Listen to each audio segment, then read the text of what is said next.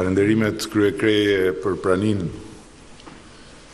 e një miku në këtë raste janë një zakon I shkruar protokollar, por në këtë rast falenderimi për zonjën e diplomacisë e Evropës Bashkuar është posaçërisht I veçantë dhe I ndjerë, sepse arritja e rezultatit të shumëpritur të rekomandimit të Komisionit Evropian për çeljen e negociatave për antarësim të Shqipërisë është e lidhur drejt për drejt edhe me punën e palodhur të Federica Mogherinit për të forcuar urën lidhëse mes Bashkimit Evropian dhe Ballkanit Perëndimor, si edhe me mbështetjen e saj të paepur për Rajonin dhe për Shqipërinë po ashtu. Rajoni ynë dhe Shqipëria pa diskutim kanë bërë hapa shumë të rëndësishëm përpara, por ne të gjithë kemi nevojë të posaçme për miq të mirë dhe të vërtet në Europë, për njerëz dhe faktorë të hapur ndaj nesh, të cilët të njohin historinë tonë, të kuptojnë vështirësitë dhe rëndësinë tonë po ashtu, për projektin e papërfunduar të Evropës Bashkuar, të vlerësojnë ndershmërisht përpjekjet dhe arritjet tona as pak të lehta në rrugën e shtetbërjes europiane në vendet tona. Dhe padyshim, jo vetëm kaq, po dhe të kenë dëshirën dhe vullnetin na mbështesin dhe të argumentojnë fort për ne aty ku ne mungojmë, për gjatë kësaj kohe jo fort favorshme për erën e zgjerimit brenda mureve të Bashkimit Evropian, ku është fakt I njohur botërisht, njerëz dhe forca skeptike ndaj politikës së zgjerimit na shohin dhe nuk ngurojnë dhe na përdorin kur ju alyp interesi, si mish për top politikën e tyre të mbylljes dhe për interesat e brendshme të asaj politike. Federica Mogherini është sot këtu, pasi ne, Shqipëria, ja kemi dalë të hedhim një hap teje të rëndësishëm, historik, në rrugën e përpjet drejt realizimit një ëndre kombëtare, e cila e bëri jo rastësisht Shqipërinë të vetmin vend ish komunist, ku lëvizja kundër diktaturës komuniste, sloganin e vet kryesor kishte Europën. E duam Shqipërinë si gjithë Europën. Në emër të gjithëve, ne, shqiptarëve, e falenderoj me gjithë zemër shefen e diplomacisë europiane për gjithçka ka bërë deri këtu, duke na inkurajuar, duke na kritikuar kur ka qenë nevoja, duke na mbështetur pa rezervë në një rrugë as pak të lehtë. Shumë faleminderit. Falenderoj me këtë rast edhe Presidentin Junker, me cilin kam pasur bërë një telefonat shumë miqësore dhe inkurajuese, si dhe Komisionerin Han, që po ashtu është investuar me mendje dhe me zemër për ta çuar përpara projektin e integrimit të Ballkanit Perëndimor në Bashkimin Evropian.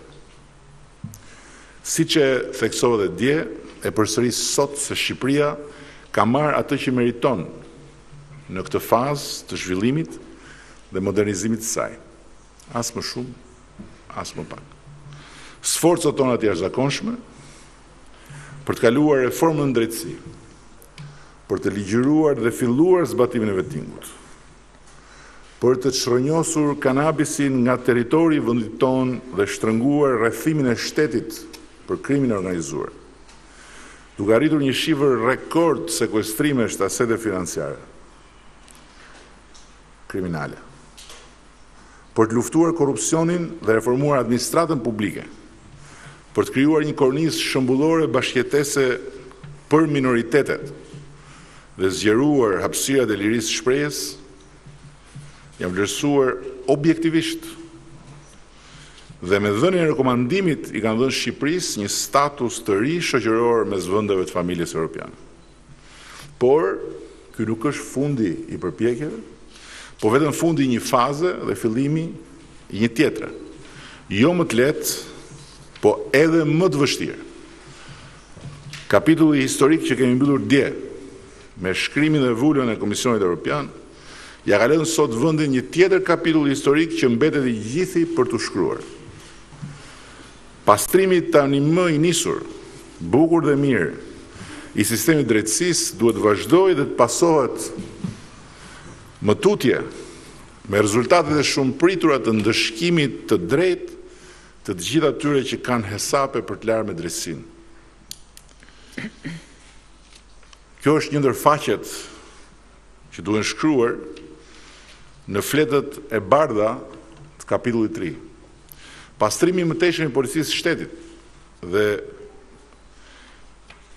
kjo përmes vettingut të posaçmëruar, si dhe rritja sistematike e forcës goditëse të saj ndaj krimit çdo niveli, është një domosdoshmëri përmbajtësore e kësaj faze 3, ku planet dhe fjalët e duhura duhet t'ia lënë gjithnjë më shumë vendin operacioneve dhe rezultateve të kërkuara.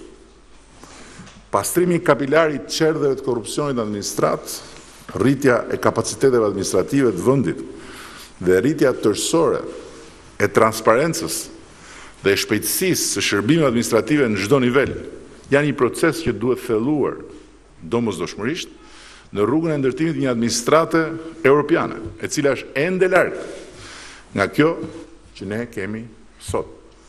Këto dhe plot tjera janë të shkruara në listën e detyrave të reja të Shqipërisë, e cila dje ka marrë një provim të stërvështirë, po sot s'ka më as një minutë për të festuar atë që ka u arrit, sepse duhet nisur me një herë nga të katër anët puna e gjatë dhe stërmundimshme për të ecur sa më shpejt drejt marrjes së diplomës së antarësimit. Në mbyllje, duhet prek dhe aspektin politik të procesit në vijim. Jo të gjithë e shohin me entuziazëm këtë arritje të Shqipërisë dhe dëftesa me shumë pesh e kryerjes së detyrave të kësaj faze nuk u mjafton të gjithëve për të na hapur rrugën pa na penguar duke nxjerrë bishtat natyrës subjektive aty këtu në për shtete anëtare të Bashkimit Evropian. Nuk është sekret, dihet botërisht dhe kjo, që në disa vende anëtare ka individ, ka forca, që le ta themi hapur, as nuk e duan zgjerimin dhe as e dëshirojnë përparimin e rajonit në rrugën drejt antarësimit. Jeni të përgatitur për të dëgjuar dhe çuditëra në muajt që vinë, sepse loja politike me këtë proces nuk është në një shkencë e madhe për të kuptuar. Ashtu sikur Shqipëria nuk është në një fuqi e madhe për të mos u trajtuar nga individ apo forca të tilla si top për lojra të brendshme politike andej këtej. Por këto janë problematika krejt natyrshme që do i trajtojmë me qetësi, me vendosmërinë e argumentave rast pas rasti, dhe dëftesa që kemi në dorë nga dje na e bën pak më të lehtë këtë punë jo të lehtë. Por sot unë duhet i lutem jo si kryeministër, aq më pak si kryetar i forcës qeverisë së vendit, po si shqiptar, si qytetar, edhe si koleg po të doni, përfaqësuesve të opozitës sonë, që të mos bashkëpunojnë me asnjë faktor të huaj politik që për interesat e veta të brendshme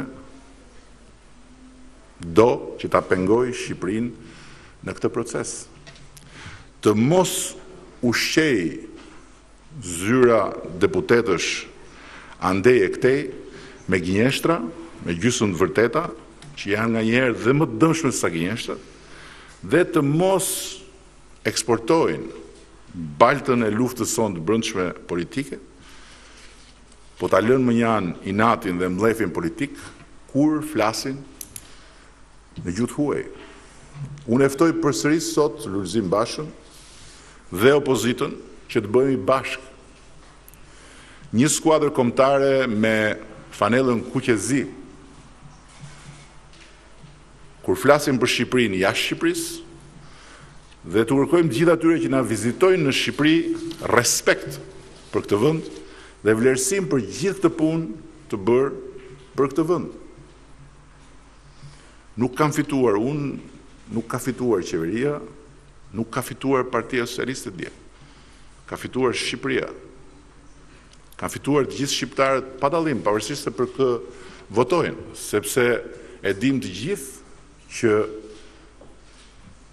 shqiptarët, të majt apo të djathtë, socialistë apo demokratë, nuk kanë mes tyre asnjë dasë dhe nuk ja lejojnë vetes të ndahen me njëri tjetrin kur vjen puna për këtë ëndër kombëtare dhe për ta parë Shqipërinë sa më shpejt pjesë Bashkimit Evropian. Shqipëria i ka boll nëpër Europë. Ata që duan të nxjerrin bishta çdo arritje dhe që nuk e kanë problem të i vënë Shkopinë në rrota. Nuk ka asnjë kuptim që qoftë dhe një shqiptar i vetëm të bashkohet këtyre individëve dhe forcave që për fat mirë sot e gjithë ditën janë pakic në Europën ku ne duam të bëhemi pjesë me të drejtat plota. Dhe duke i referuar edhe fjalës presidentit Junker dhe të presidentit Macron dje, unë dua t'ja kaloj fjalën Federica Mogherinit me nënvizimin që sot ne kemi një detyrë shumë të rëndësishme kombëtare dhe të përbashkët në funksion të atyre vlerave dhe të atyre parimeve që e bëjnë Europën kaq atraktive për shqiptarët dhe që ne me vendosmëri dhe me krenari duhet t'i mbrojmë. Shumë faleminderit. Urime. Congratulazioni a tutti. Urime të gjithëve. Sono particolarmente orgogliosa di essere krenare in condizione oggi di portare a Tirana la decisione che la Commissione Europea ha preso ieri di dare raccomandazione positiva rekomandimin pozitiv për herë të parë në historinë e Shqipërisë. Il Consiglio Europeo avvii i negoziati per l'adesione dell'Albania all'Unione Këshilli Evropian të nisë negociatat për antarësim në Bashkimin Evropian. Do të vazhdohen në anglisht, por ishte shumë rëndësishme për mua që ta thoja këtë në një gjuhë që shqiptarët e kuptojnë shumë mirë. Ky ishte rezultat i një pune kolektive. Në qoftë se do të hidhja syt pas se si dukej ky vend pak dekada më parë. Of change you've made. Të sa ndryshim keni bërë të gjithë së bashku. As this has been a collective result, e duke qenë se ky ishte një rezultat i përbashkët, mendoj se do të acknowledgement. This is jetë një ditë e një njohjeje kolektive, është një rezultat i institucioneve të vendit, të gjitha institucionet, presidenti, qeveria, parlamenti, bashkit, por për qytetarët e Shqipërisë, pra për të gjithë ju. Po kështu, kjo është një përgjegjësi e përgjithshme për të kryer punën e mëtejshme. The Procesi I zgjerimit gjithmonë mbështetet në meritë dhe ne do ta përsëritim këtë gjithmonë. Më kujtohet mirë vitin e kaluar që ishim krah për krah njëri tjetrit, besoj në mars të vitit kaluar, ku unë përballë medias u shpreha mjaft qartësisht përballë qytetarëve të Shqipërisë se Komisioni Evropian do të kishte dhënë rekomandim pozitiv për hapjen e negociatave të antarësimit në vepër për Shqipërinë, kur zbatimi I reformës në drejtësi dhe posaçërisht vettingu të fillonte. Ju e realizuat, ne përmbushëm atë që thamë. Kështu që vërtet besoj është një moment mjaft historik në historinë e këtij vendi, por edhe në historinë e Bashkimit Evropian, sepse kjo është një punë e përbashkët që ne e kemi bërë edhe në Bashkimin Evropian. Do doja që t'i bashkohesha kryeministrit jo vetëm për të falenderuar të gjithë shqiptarët që kanë punuar për arritjen e këtij rezultati, por edhe të gjithë kolegët e miqtë e mi në Bruksel, me të cilët kanë punuar mjaft ngushtë, Presidentin Junker, komisionerin Han, e të gjithë komisionerët që kanë mbështetur këtë proces deri më tash e që mbeten të gatshëm që të vijojnë në rrugtimin që na pret. Vlerësimi I komisionit që ne miratuam dje thot qartësisht se Shqipëria ka përmbushur kushtet që I ishin vendosur në raportin e rekomandimet e fundit të miratuara një vit e gjysmë më parë dhe Shqipëria është e gatshme për të çelur negociatat. Mbajtja dhe thellimi I reformave, pra duke mbajtur dhe duke thelluar reformat që janë ndërmarrë dhe në fakt kjo është puna kryesore që ne kemi përpara, thellimi dhe ruajtja e reformave. Natyrisht është moment festimi, por është edhe momenti për të parë se ç'punë të mëtejshme duhet bëjmë së bashku. Për mua është e qartë 100% edhe duke parë llogarinë time në Twitter dhe numrin e të rinjve shqiptar që bëjnë komente entuziaste që kjo është një punë e cila duhet të vijojë jo për shkak të Brukselit, por për shkak të njerëzve tuaj. E nëse nuk gaboj, ky është vendi me popullsinë e dytë më të re në rajon. E në qoftë se nuk gabohem, ky është një nga vendet e Evropës që ka besimin më të lartë në Bashkimin Evropian. Nuk është vetëm një vendosmëri e fortë e popullit shqiptar për t'u bashkuar me Bashkimin Evropian, por është edhe në interes të Bashkimit Evropian që ta marrë Shqipërinë të hyjë në bashkimin ton kur ajo të jetë gati për këtë. E shpresoj që do të jetë shpejt. 5 përparësit kyçe e ju I dini përmendesh do të mbeten elementet kyçe mbi të cilat qytetarët shqiptar do të vlerësojnë e gjykojnë kapacitetet e institucioneve për të përmbushur nevojat e tyre. Natyrisht do të mbeten baza për punën tonë të ardhmet përbashkët. Por edhe një herë më lini të theksoj këtë. Puna që është bërë së bashku në këtë vend dhe mbaj mend edhe dasit, mbaj mend edhe le të themi përpjekjet apo luftrat, mbaj mend përpjekjet. Ky është momenti dhe siguroj që është momenti për të njohur rezultatin e arritur nga të gjithë bashkë në Shqipëri dhe angazhimi për të punuar së bashku qeveria me opozitën, institucionet të ndryshme të vendit, të gjithë qytetarët e vendit. Më lini ta theksoj këtë sepse përpjekja kolektive nuk janë vetëm institucionet, por janë edhe njerëzit.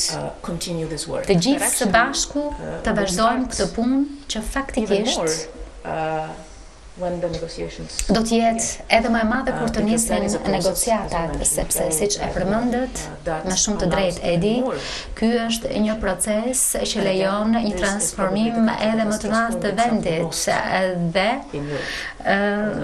është vendi që ka transformuar veten më shumë në Evropë gjatë dekadës fundit. Më lini bëj dy komente të fundit.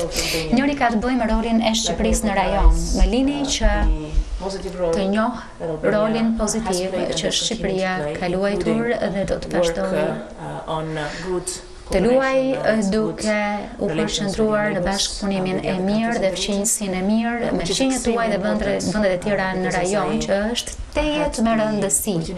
Pasi, siç e kam pasur mundësinë të them dje në Strasburg, në Ballkanin Perëndimor, politika e zgjerimit të Bashkimit Evropian kthehet në ADN-n e projektit integrues evropian që është pajtimi dhe paqja ndaj marrëdhënieve e fqinjësisë së mirë, bashkërendimi e bashkëpunimi në rajon është një element thelbësor i arsye sepse ne jemi bashkuar në Union dhe veçanërisht në këtë rajon besoj se është me rëndësi e do të doja që thoja urime edhe për këtë sepse besoj që po dëshmoni vendosmëri dhe vullnet të mirë për të përmirësuar marrëdhëniet me partnerët e tjerë në rajon. Dhe do të doja të përmendja posaçërisht faktin se Shqipëria është një vend që është 100% në të njëjtën linjë me ne kur bëhet fjala për politikën e jashtme dhe të sigurisë së Bashkimit Evropian dhe kjo nuk është të parëndësi, duke qenë tërësisht të harmonizuar edhe pse është një terminologji e cila nuk më pëlqen shumë se ndonjëherë lëm mbres sikur ka një qëndrim të cilit ju i përputheni, por jo, është një qëndrim të cilin e bashkëndajmë në skenën botërore dhe kjo është diçka me vlerë dhe e rëndësishme e do të doja që falenderoja jo vetëm ty, Edi, por edhe ministrin e jashtëm për këtë punë të mirë që është bërë së bashku në këtë fushë. Ky është një rezultat kolektiv. Kjo është një punë kolektive që duhet kryer në të ardhmen. Bashkimi Evropian e ka shoqëruar Shqipërinë, institucionet, popullin e saj gjatë këtyre viteve ndryshimi të thellë dhe do të vijojmë që të ecim në këtë rrugtim së bashku me të njëjtën vendosmëri, me të njëjtin optimizëm, por po ashtu me të njëjtin realizëm e, si do të thonim në anglisht, në italisht do të thonim me të njëjtën vëmendje nga afër se si bëhen hapat njëri pas tjetrit. Kjo nuk është asnjëherë lehtë, por ju ja arritët, ja dolët dhe jam e sigurt që edhe ajo çfarë do të vi përpara do të sjellë rezultate të mira për këtë vend. Faleminderit.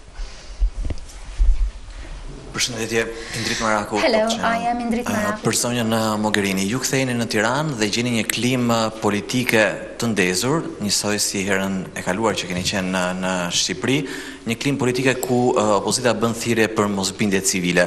Ka një debat në Shqipëri nëse kjo do të ndikojë apo kam shanse të ndikojë në vendimin e Këshillit në qershor. Në gjykimin tuaj a ndikon dhe sa janë shanset reale që Këshilli t'i japi okejin në qershor që të hapen negociatat dhe për zotin Rama.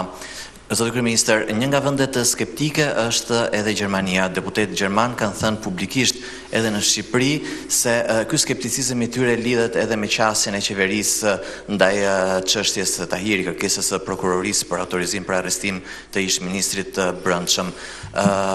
Sa mendoni se kjo mund të ndikojë dhe nëse do të ndikojë në vendimin e Gjermanisë, a jeni gatshëm ju të mbani përgjegjësi për këtë?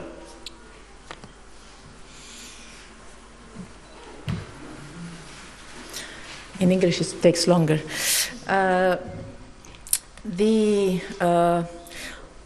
I will meet the Unë do të takohem gjatë ditës më vonë me opozitën. Mesazhi im për ta do të jetë saktësisht i njëjti si mesazhi im për qeverinë, për kryeministrin dhe mesazhin që unë sapo e ndava mjaft hapur me transparencë. Ky nuk është rezultati i njërës partie apo tjetrës. Ky nuk është rezultat për qeverinë apo opozitën apo një institucioni apo një tjetri. Është një rezultat që besoj se të të gjithë ata të cilët kanë punuar edhe do të thoja gjatë dekadës së fundit për të transformuar vendin kaq thellësisht mund ta festojnë sot dhe jo vetëm të marrin meritën për të, por edhe përgjegjësi kur bëhet fjalë për të ardhmen. Nuk ka asnjë mënyrë, por edhe nuk ka ndodhur asnjëherë në historinë e Bashkimit Evropian që rrugtimi drejt anëtarësimit në Bashkimin Evropian të jetë përdorur nga njëra parti apo tjetra. Kjo është një përpjekje kombëtare dhe në qoftë se shohë, në qoftë se lexoj si duhet shoqërinë shqiptare, shoh mjaft unitet mes njerëzve të këtij vendi kur bëhet fjalë për aspiratën për anëtarësim në Bashkimin Evropian. Kështu që besoj se kjo është në interes të shumicës e pakicës, të qeverisë dhe opozitës për të bashkuar forcat dhe për të hedhur hapa drejt ruajtjes dhe thellimit të reformave në të gjithë sektorët që janë kyç për procesin në vijim. Do më duhet të them se nëse Shqipëria dha rezultate në reformën e drejtësisë, në procesin e vettingut, kjo ndodhi sepse forcat politike u bën bashkë. Ndaj, vërtet, kur them ju realizuat, e kam fjalën të gjithë ju realizuat. Kërkoi kohë, por sërish unë vi nga një vend ku e kuptojmë shumë mirë kompleksitetin e marrëdhënieve forcave politike dhe ky nuk është momenti ku unë komentoj për diçka të tillë. Megjithatë, aspirata e qytetarëve tuaj vjen e para dhe veçanërisht kur bëhet fjalë për një ëndër që kalon breznit e mund të përmbushet. Dhe e përsis, kjo nuk është çështje partive politike, qofte e opozitës apo e qeverisë, është përpjekje kombëtare. Kur bëhet fjalë për perspektivën e mbledhjes së Këshillit Evropian në qershor, është shumë e qartë. Sot apo dje më saktësisht Komisioni Evropian u shpreh se vlerësimi që ne bëjmë dhe kjo i takon Komisionit është se kushtet janë përmbushur dhe se Shqipëria është gati për të nisur negociatat. Dhe me një rekomandim qartësisht pozitiv për Këshillin që të marrë vendimin duke presupozuar që reforma do të vazhdojnë, do të ruhen dhe do të thellohen. Megjithatë, ky pra është një rekomandim i pakushtëzuar në terma teknike, duke presupozuar që gjërat do të vazhdojnë në mënyrën siç e kemi parë të vazhdojnë gjatë këtij viti e gjysëm me ritmin dhe thellësinë e reformave me fokus të posaçëm në arritjen e rezultateve konkrete.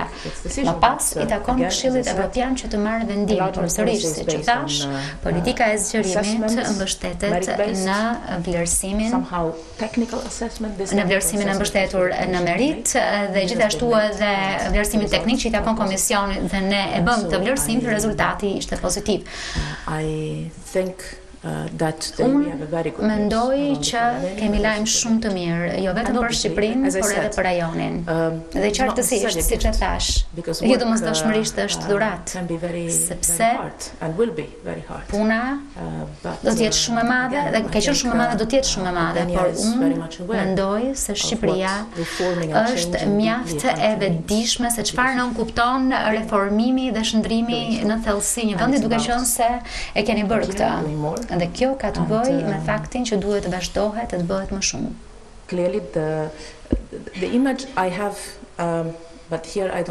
Imazhi që kam, por nuk më vjen terminologjia në anglisht, nuk e di do të më lejonit pak italisht edhe po të doni në Shqipëri.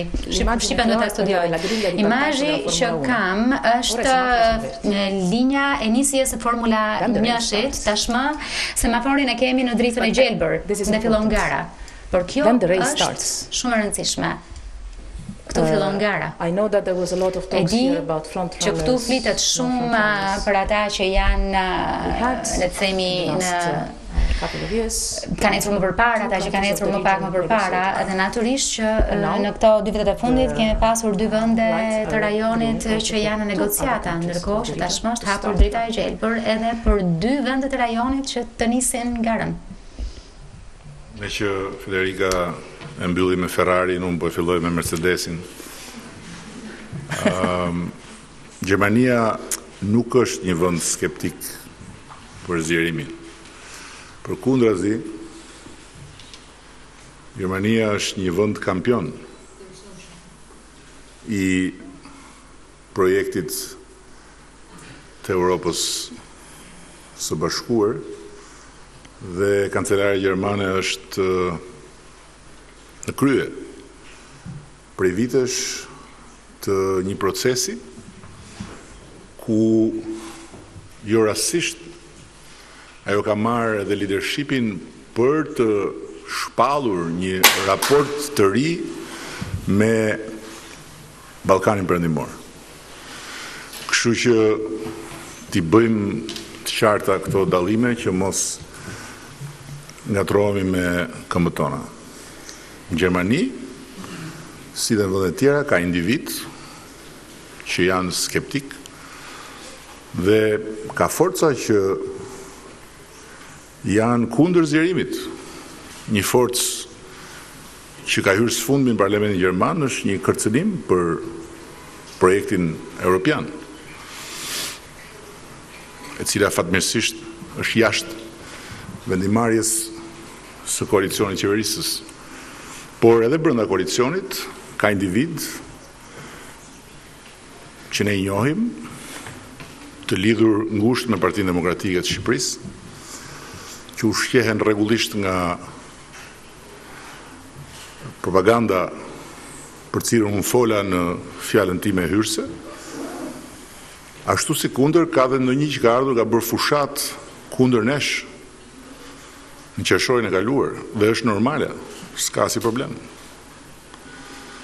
Ajo që është e rëndësishme është që ne të përballemi me argumentat, sepse në këtë proces vlejnë argumentat.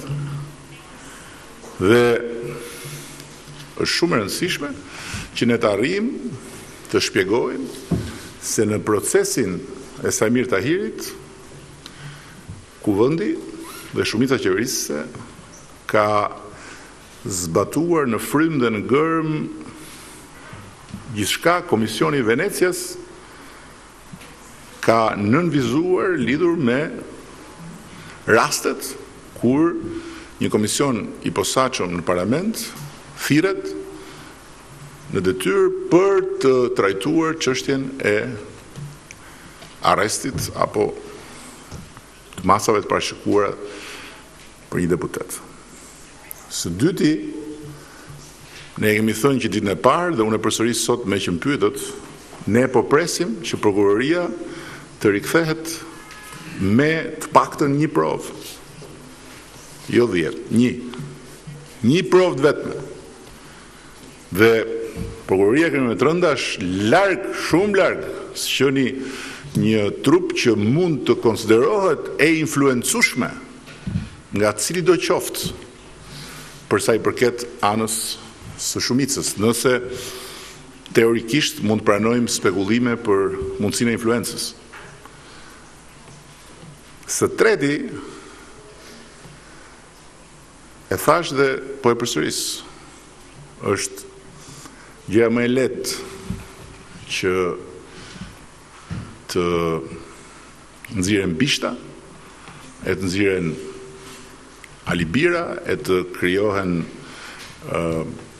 pseudo argumenta përballë faktit që Shqipëria i ka bërë një për një të gjitha detyrat e shtëpisë dhe ka marrë dëftesën nga komisioni më i pamëshirshëm i provimeve që ekziston në Europë, Komisioni Evropian, që nuk bën dhurata, nuk ka lidhje fare me asnjë lloj ndjenje bujarie, po që shikon vetëm një për një detyrat dhe zbatimet e detyrave. Pra në këtë aspekt ne kemi bërë detyrën tonë. Tani jemi në fushën e politikës, e interesave, e lojrave, e fijeve, e kështu me radhë, në një Europë që nuk jeton momentin e vet më të mirë në raport me errat e zgjerimit. Thënë gjitha këto, unë ju siguroj se Shqipëria sot nuk është ajo që ishte dje. Dhe në këndvështrimin tim, ne sot, jo vetëm që jemi gati, por ne sot hymë në një fazë të re konkrete të përgatitjeve për të ullur në tryezën e negociatave. Përpjekje për të na penguar, për të na vonuar, për të na ndaluar, jo për arsyen tonë, po për arsye nga më të ndryshmet do ketë patjetër në këtë proces.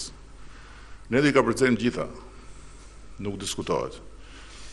Rëndësi ka që ne kemi marrë dëftesën e provimit, të pastër, të qartë, të drejtë për drejtë. Teori dhe pastaj akrobatësira politike lidhur me si, qysh, pse, me tjerë që duan të bëjnë rolin e komisionit, ndërkohë që komisioni e ka të përcaktuar rolin e vet, apo që duan të mbivendosen në momentet e caktuara për historitë që s'kan lidhje me tonat, janë pjesë e kësaj bote ku jetojmë. Po sigurt është që semafori është jeshil dhe ne do të çojmë garën deri në fund, pa diskutim. Me mbështetjen e Ferrarit, Mercedesit, Renault dhe gjithë këtyre skuderive të pathyeshme, ne do i kapërcejmë të gjitha vështirësitë nga element që mund të hyjnë dhe mund dalin pa leje në rrugën tonë. Eliazot ka televizioni Klan.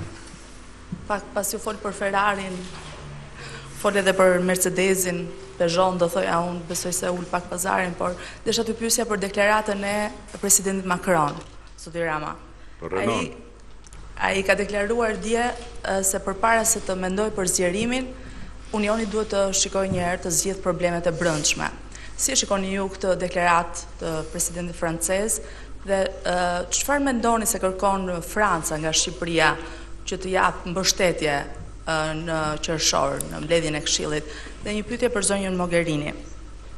Siç edhe e përmendët, vlerësohet gjithmonë roli konstruktiv i Shqipërisë në rajon, po ashtu është vlerësuar dhe në çdo raport linjëzimi i politikës së jashtme të Shqipërisë me atë të Bashkimit Evropian.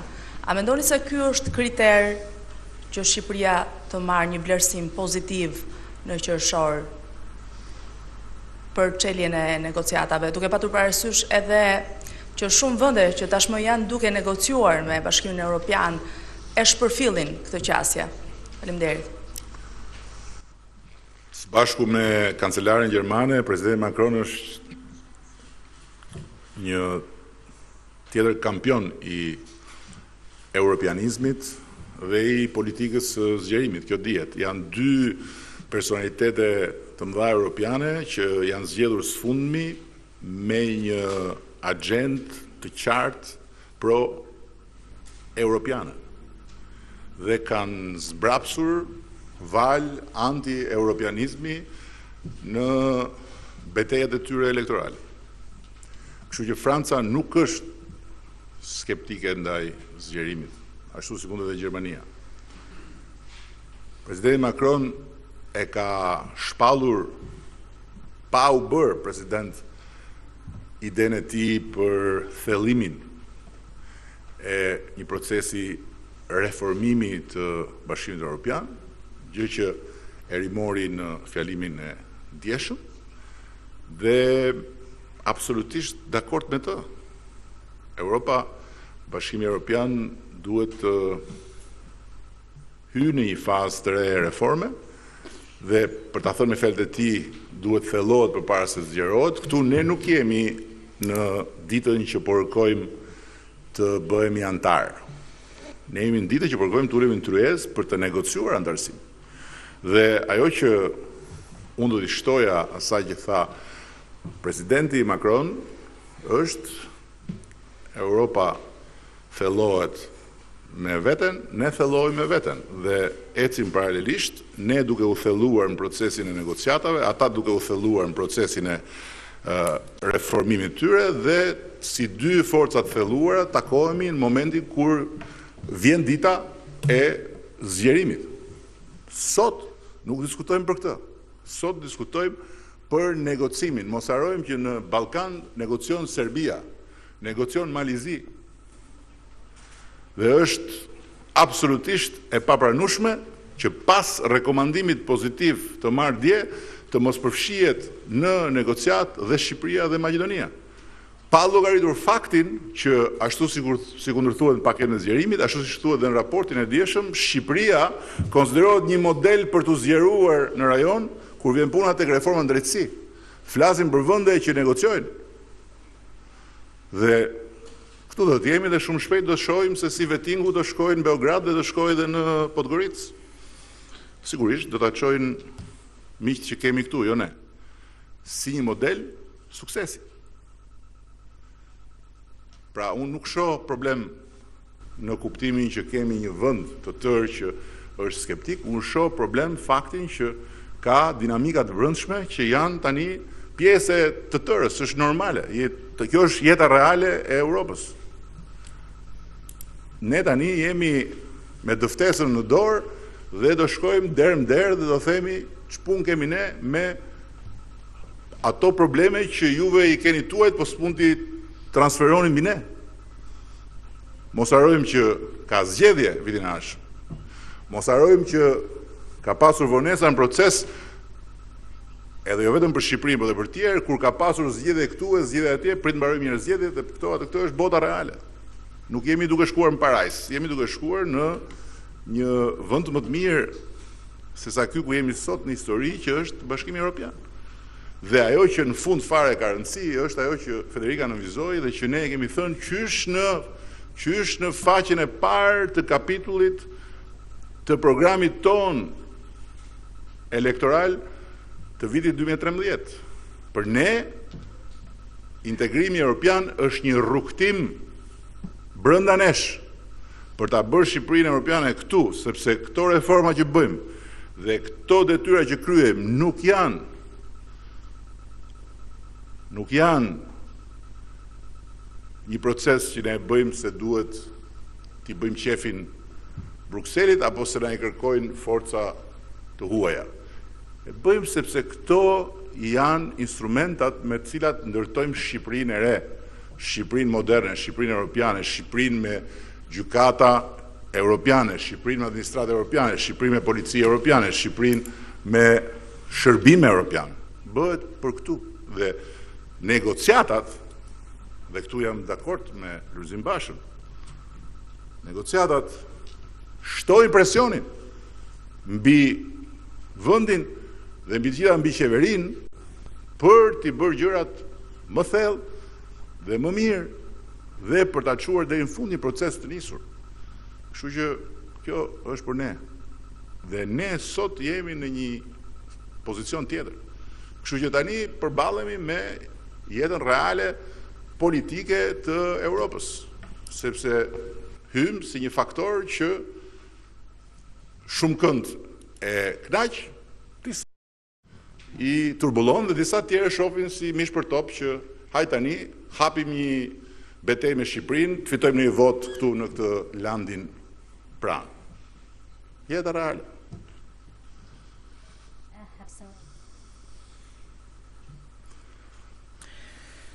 First of all, let me say that Së pari, me lini t'ju them se nuk e kisha dëgjuar ndonjëherë fjalën e pamëshirshme kur bëhet fjalë për punën time. Flasim për një makineri, nuk e merr personale. Thjesht për të theksuar që po, mund ta quani mbështetur në merit, mund ta quani rept, ky është ushtrimi, procesi që është zhvilluar dhe natyrisht ka qenë i rept, ai pamëshirshëm mund ta quani si të doni, por ka qenë mbështetur në kriteret e qarta e në një vlerësim mjaft të rept teknik. Vërtet, vendimi që morëm dje për të dhënë një rekomandim pozitiv është një hap tejet i rëndësishëm në një proces i cili nuk kanë nisur dje, pasi në të kundërt nuk do të ishit këtu, e që nuk do të përmbyllet nesër. Mendoj se është e qartë për të gjitha vendet që janë antarësuar në Bashkimin Evropian që kjo nuk lidhet me plotësimin e këtyre kutive, por është transformimi dinamik i shoqërive që është më i vështirë se sa thjesht të përgjigjesh disa pyetësorëve, është një proces real transformimi. Kur bëhet fjalë për dinamikat rajonale dhe marrëveshjet dypalshe, është një element vërtet i rëndësishëm, jo vetëm në vlerësimin që prodhon Komisioni, por gjithashtu edhe në vendimet politike që marrë Këshilli, sepse siç e dini që Këshilli merr vendim një zëri. Më lini të them që është tejet me rëndësi, veçanërisht në Ballkanin Perëndimor, për shkak të arsyeve gjeografike, jo vetëm atyre historike. Për mua, kjo nuk është as çështje e zgjerimit, por është çështje e ribashkimit të një kontinenti. Nuk ka as edhe një vend të vetëm në rajon i cili të mos jetë në kufi me Bashkimin Evropian. Pra, është e rrethuar nga shtetet anëtare të Bashkimit Evropian. Pra, kjo ka të bëjë me ribashkimin e kontinentit ton. Ndaj është shumë e rëndësishme që të bëjmë përpjekje të mëdha, të tregojmë vullnet të mirë dhe kompromis për të zgjidhur çështjet dypalshe që janë të hapura. Dhe më lini këtu të lavdëroj punën që është bërë e që është në vazhdime sipër, sidomos me Greqinë, që mendoj se është tejet e rëndësishme, pozitive dhe që e inkurajoj tërësisht, e shpresoj që do të finalizohet sa më shpejt të jetë e mundur. Pavarësisht procesit të zgjerimit, natyrisht ka rëndësi edhe për këtë proces, por sepse besoj realisht se të kesh kurajën dhe mençurinë e pragmatizmin për zgjidhjen e çështjeve të së kaluarës në mënyrë konstruktive është mënyra më e mirë për të ndërtuar një të ardhme të ndritur për vendet përkatëse dhe për Evropën tonë të përbashkët, e sidomos për një vend të tillë që është kaq i ri dhe më lini ta theksoj rëndësinë e kësaj. Më lini të them edhe një fjalë lidhur me debatin për të ardhmen e Evropës. E përmenda dje këtë në Strasburg dhe gjithashtu dëgjova edhe fjalimin e presidentit Macron, një fjalim i shkëlqyer se pse kemi nevojë për Unionin dhe pse harrojmë her pas here. E parë nga jashtë, më lini të them, ju mund të kujtoni në mënyrë përsosur sepse kemi nevojë për Bashkimin Evropian dhe është një vlerë e shtuar e këtij procesi që ne e kemi së bashku. Që duke parë veten tonë nëpërmjet syve tuaj, kuptojmë më mirë se çfarë kemi, e cila është vlera e asaj që kemi dhe çfarë kemi për të hundur. Megjithatë, mendoj se është gjë e mirë që debati për të ardhmen e së ardhmes së Bashkimit Evropian, çështje institucionale, si të funksionojë më mirë në 28 anëtar apo 27 më pas, mund të shkojë krah për krah me procesin e ribashkimit të kontinentit. E thash, nuk është mister që këndvështrimi im personal është që ardhmja e Bashkimit Evropian nuk do të jetë 27, do të jetë më shumë se 27, sepse po negociojmë tashmë me disa vende, jemi gati të negociojmë me të tjera. Kështu që është një çështje serioze ajo që ka ngritur presidenti Macron për mënyrën se si Bashkimi Evropian të reformojë veten që të funksionojë më mirë edhe tashmë me 28 anëtar apo nesër me 27 apo edhe më tej nesër me 30, 30 e sa e kështu me radhë. Tash edhe diçka jo konvencionale dje në Strasburg që nuk e kam problem të përsëris këtu. Edhe duke konsideruar Evropën e dy shpejtësive, asnjë nuk mund të garantojë që ata që janë aktualisht antar të Bashkimit Evropian do të jenë automatikisht në rrethin e parë të shpejtësisë dhe shtetet anëtare të reja në të ardhmen do të jenë automatikisht në rrethin e dytë. Mund të ndodhë që disa shtete anëtare, në qoftë se arrim në këtë lloj alternative, pra mund të ndodhë që ata shtete anëtare që sot janë shtete anëtare mund të kenë një rol të ndryshëm, ndërkohë që shtetet e ardhshme anëtare mund të vendosin të bëjnë më shumë e më shpejt për t'u kthyer krahasimit me Formula 1-shin. Me gjas 3-4 vjet më parë, askush nuk do ta përfytyronte që një anëtare solide si Mbretëria e Bashkuar do të dilte. Kështu që ajo çfarë ka rëndësi është që ne të fokusohemi tek vullneti I njerëzve tanë, vullneti I njerëzve tuaj, tek ardhmja e vendit, tek ardhmja e rajonit dhe do ta përsëris këtë, tek ruajtja dhe thellimi I reformave që keni nisur dhe dhënia e rezultateve. Unë mendoj që është njësoj si t'i japësh biçikletës, nuk rri në vend, se po të rish në vend rrezohesh, pra duhet të vazhdosh, të pedalosh, dhe kjo është ajo çfarë kemi, dhe është në fakt vend shumë I mirë, moment shumë I mirë.